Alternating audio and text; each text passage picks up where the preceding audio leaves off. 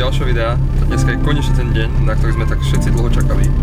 A ideme sa konečne už vrhnúť na výmenu motora v Golfe. Včera sme ho boli vlastne ku Tomášovi zaviesť. Dochystali sme všetky tie malé veci, čo trebalo. Dočistili, pochystali sme to.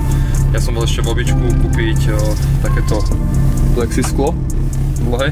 No a to vlastne chceme potom vymyslieť taký kryt pod motor, že aby sa tam netisla špina, keď je takýto už vlastne vyčistený a zgenerálkovaný. No a vlastne už máme všetko, čo nám treba. Teraz akorát sedím v Golfe. Mal som ho trošičku zohrať. No a valím rovno ku Tomášovi a ideme na to.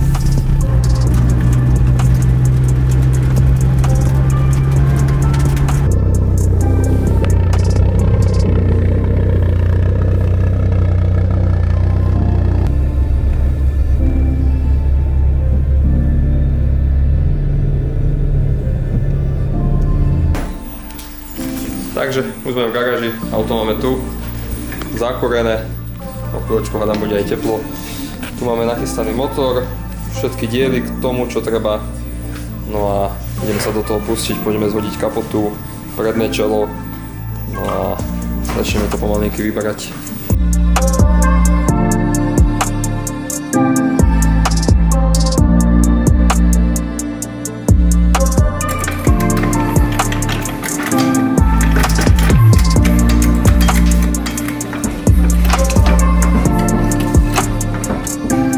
Takže pozadovali sme si kolesa, zdvihli sme si auto na jednej na druhej strane, povolili sme si polósy, zhodili sme kapotu a teraz ideme vlastne zhodiť nárazník, aby sme sa potom mohli dostať ku čelu.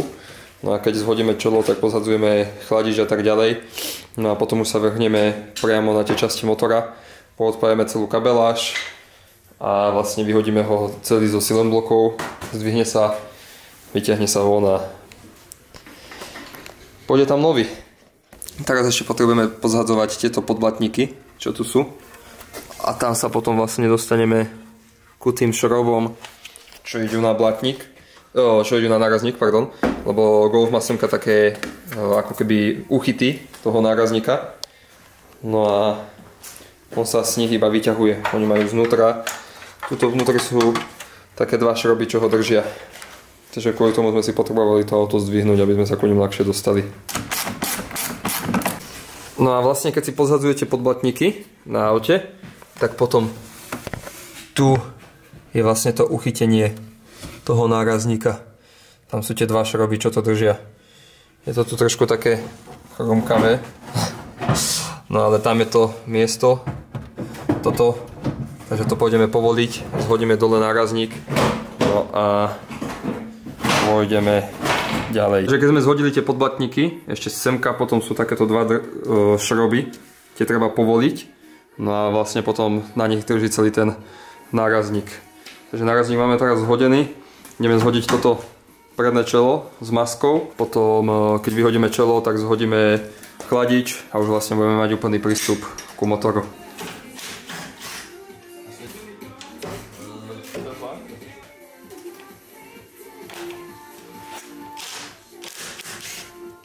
Takže to čelo s tým chladičom už máme vybrané, už sme poodpájali aj všetky kable, vzadu sa ešte odpájajú hadice, tam ešte trochu chýba.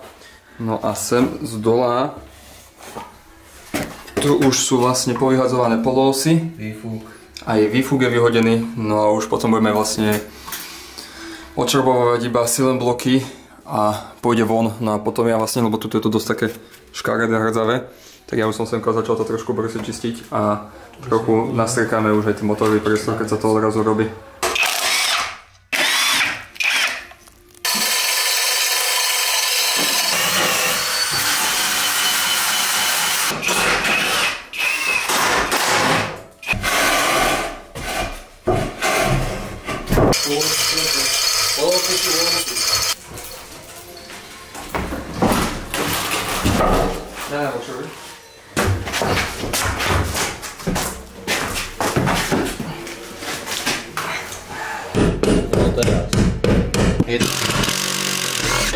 Musí si primerať 10 na vnútro.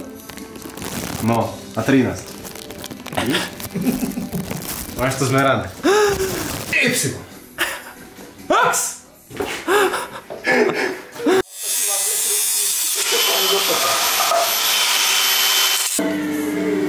Čo robíš, kurva? Nejde tu. Káčko, naslepol som. Vyriešili sme to takto, že sme tam navarili kus šrobu, aby sme vlastne dosiahli tej vzdialenosti, ktoré potrebujeme. No a teraz tu ešte podoťahujeme zbytok, čo treba, a môžeme vlastne nahodiť motor a potom už to nejako prispôsobíme. Takže predtým ešte ako nahodíme motor do auta, tak si nahodíme výfukové zvody a aj sanie, lebo tam vnútri je proste malý priestor, keďže ten motor bude nahnutý viacej ku kasni. Dobrá, 10. Takže to nahadzujeme teraz tu, no a potom až vložíme motor vlastne do toho motorového priestoru a osadíme ho na silom bloky. No nie! Nevyťahuj to. Nevyťahuj to už. Čo to za... Nie, nesopovej to tu. Áno. Počkej, ja si to vyťahnem aspoň ty kuku. No nie, to na zemi si Takže už sme nahodili aj remenice, aj z vody výfuku, aj sanie, no a vlastne už teraz môžeme nahodiť motor konečne do auta. Čo ma tu točíš? Po dlhej námahe. No a uvidíme, no. Nahodíme do auta, pozapájame všetko, čo pôjde, no a dneska dúfajme, že by sa mohol podariť aj prvý štart. No a na z vody výfuku sme si nahodili ešte prírubu. Ona ide vlastne na takéto spony, ale tie nejde na tusť, tak sme spravili nejaký takýto prípravok, s čím sme to vlastne rozťahli, ale aj tak to nebolo bohvie čo. Takže do budúcna, ak by sa robil nejaký iný motor a niečo s takýmto, tak radšej... tam dáme koverlinu. Tak tam radšej kúpiť nerezové ladené z vody a proste dať to už potom rovno iba na pletenec a nie takéto sračky. Dobre, stoj. Pekný choduj. Ja to mali spred. Počkaj, nedoťahuj ešte.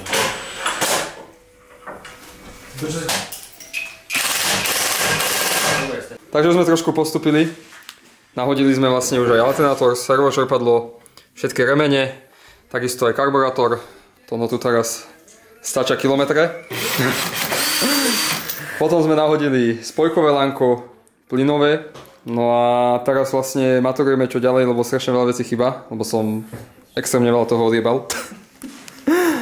Takže sme v podstate teraz zaseknutí na jednom mieste a pátráme po garáži, kde čo je, a nejak to pomalinky skladáme dokopy. Koniec sme tento starý motor oholili celý od hadic, pretože sme nemohli žiadnej nezohnať.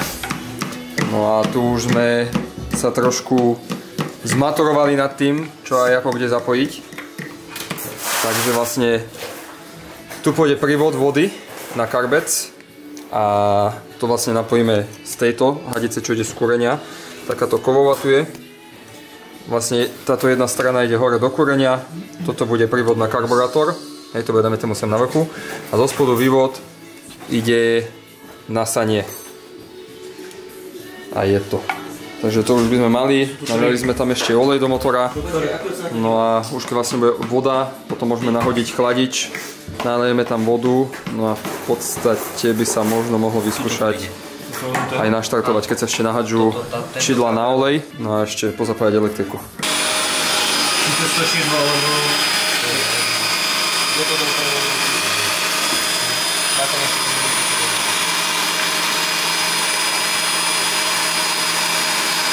Tak, trošku ďalší update, trošku sme postupili, už sme ponaťahovali elektriku, všetky čidla pozapájali.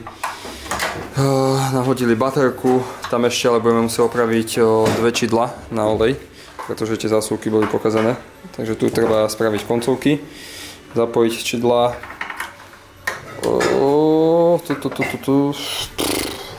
Tuto dorobiť ešte kostru karburátora. No a v podstate by to malo byť všetko. A ešte sme doliali vlastne olej do prevodovky. Je to tyšme. Hlavne když už máte patrné. Možno ťa to nevidieť.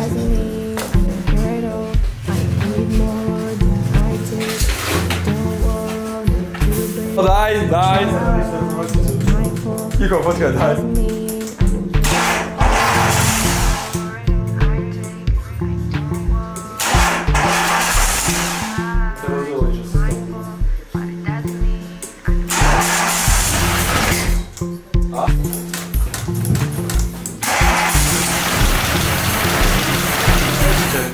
Ešte puštek, že to zlo zobrali.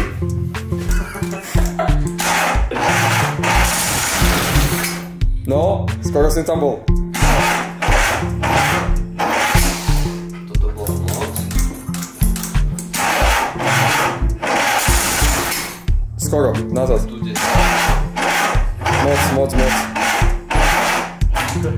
No to si mi točí jak s kolotočom, veď pomôže.